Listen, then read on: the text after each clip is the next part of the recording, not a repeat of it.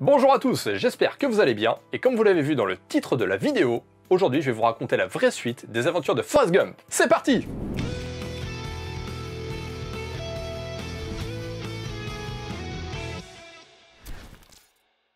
Si vous ne le saviez pas, à la base, Forrest Gump, c'est un bouquin de Winston Groom qui a été publié en 1986. Mais en 1995, il a publié la suite des aventures de Forrest dans un bouquin qui s'appelle Gump & Co. C'est donc la suite officielle des aventures de Forrest que je vais vous raconter aujourd'hui. Petit disclaimer, à la fin du bouquin de Forrest Gump, Jenny est malade, mais elle ne meurt pas. Et ça c'est important pour la suite. Le livre commence sur Forrest qui est ruiné une fois de plus, car son entreprise de crevettes Bubba Gump a fait faillite. Du coup, pour faire subsister sa famille, Forrest il fait le ménage dans un club de striptease. Là-bas, il va retrouver comme client le quarterback avec qui il joue au football à l'université d'Alabama, et celui-ci va faire jouer Forrest en NFL dans le club de la Nouvelle-Orléans des Saints. L'équivalent chez nous, c'est un peu comme s'il jouait au Bayern de Munich, quoi. Tout se passe pour le mieux pour Forrest, mais malheureusement un jour Jenny va décéder de sa maladie.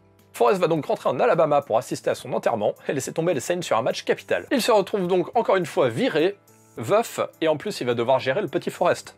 Donc pour ramener de quoi faire bouillir la marmite, il va se trouver un job de vendeur d'encyclopédie à domicile. Et au cours d'un de ses démarchages, il va demander un coca chez une cliente. Sauf qu'il n'y a que des canettes d'une nouvelle sorte de coca que Forrest trouve dégueulasse. Il va donc ajouter plein d'épices à l'intérieur et le rendre bien meilleur. Ce nouveau coca que Forrest a testé, c'est une boisson que le propriétaire de la maison essaye de rendre bien meilleure. Mais il est un peu abattu parce que ça fait des mois qu'il n'y arrive pas, et comme le dit Forrest, la boisson est foncièrement dégueulasse. Il va donc embaucher Gump comme ingénieur chez Coca-Cola. Relou. Mais Forrest n'arrivera bien évidemment pas à reproduire la boisson, et se fera virer vu que tout le monde trouvera son coca dégueu. Il va ensuite se faire embaucher dans une ferme porcine avec son fils, et petit Forrest va mettre au point une machine qui génère de l'énergie à partir de l'excrément des cochons. Qu'est-ce que c'est que ça?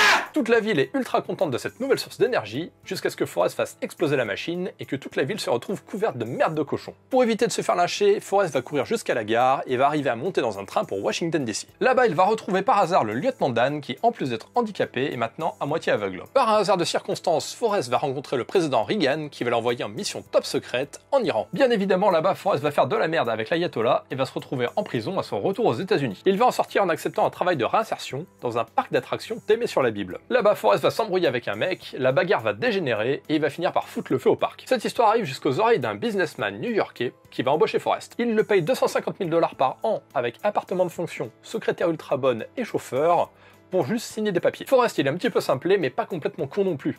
Donc il sent bien qu'il y a une couille dans le potage, mais il va quand même prendre le job pour subvenir aux besoins de petit Forrest. Il le rapatrie d'ailleurs à New York avec lui, où ils vont très vite prendre leurs aises et aller dans un restaurant de stars. Là-bas, ils vont rencontrer Tom Hanks qui va leur sortir des phrases comme « N'est stupide que la stupidité » ou « La vie c'est comme une boîte de chocolat, on ne sait jamais sur quoi on va tomber ». Au bout d'un moment, tous les deals bizarres que Forrest signait de son nom sont découverts, et donc forcément ça lui retombe sur la gueule. À ce moment-là, l'armée se rend compte que Forrest a eu la médaille d'honneur au Vietnam, et il l'envoie se faire oublier sur un tanker en Alaska. Bien sûr, comme d'hab, il va faire n'importe quoi, il va cracher le tanker, et ça va provoquer une immense marée noire. Vu que l'armée n'en peut plus de ces conneries sur le sol américain, il l'envoie en Allemagne de l'Ouest pour aller nettoyer les chenilles des tanks. Là-bas, Forrest va retrouver le sergent Krantz avec qui il a servi au Vietnam, et surtout, il va faire la connaissance de Gretchen, sa nouvelle petite copine. Dans les rangs de l'armée, le mot se passe assez rapidement que Forrest est une ancienne star de la NFL, et du coup ils vont le recruter pour l'équipe de la base. Durant un match, Forrest va dégager le ballon un petit peu trop loin, genre de l'autre côté du mur de Berlin. Ça va provoquer des émeutes à l'est puis à l'ouest, et les gens vont commencer à casser le mur de Berlin. Forrest pense à nouveau être un héros pour avoir mis fin à la guerre froide,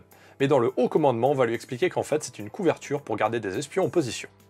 Des espions? Ils vont donc décider d'envoyer Forrest et le sergent Krantz en Irak pour faire la guerre. Là-bas, comme par hasard, il retrouve le lieutenant Dan qui fait la manche. Oui, à ce niveau de l'histoire, on n'est même plus à ça près. Et il va le faire incorporer dans son bataillon. Les trois loustiques arrivent à rentrer dans Bagdad en tank, à capturer Saddam Hussein et à la ramener sur les lignes arrières américaines. Et ils se font encore une fois copieusement insulter, car le président Bush voulait garder Saddam Hussein au pouvoir pour pouvoir contrôler le pétrole. Du coup, ils doivent raccompagner Fissa, Saddam Hussein, à Bagdad. Mais sur le chemin du retour, ils sont pris pour cible par un chasseur américain qui va les dégommer. Forrest et Krantz vont s'en sortir avec 2-3 égratignures, mais le lieutenant Dan va mourir dans l'explosion du tank. Forrest est une nouvelle fois renvoyé aux États-Unis où il va chercher un nouveau business à monter. Durant tout le bouquin, le lieutenant Dan a une obsession pour les huîtres. Du coup, Forrest veut lui rendre hommage et monte une compagnie d'ostréiculture qui va cartonner. Il va embaucher tous ses potes qu'il a rencontrés tout au long du bouquin, et Gretchen va le rejoindre aux États-Unis pour se marier. Et enfin, cerise sur le gâteau, on va lui proposer d'adapter sa vie en film avec Tom Hanks dans le rôle principal. Et je pense qu'on peut dire que la boucle est bouclée. Voilà, c'était mon résumé un petit peu succinct du bouquin, et je vous encourage réellement à le lire parce qu'il y a plein de petites histoires et de détails très sympas. Demain à 16h, on va attaquer le nouveau tournoi. Rendez-vous donc demain pour découvrir le premier match de ce tournoi. En attendant, prenez soin de vous et de vos proches, et allez,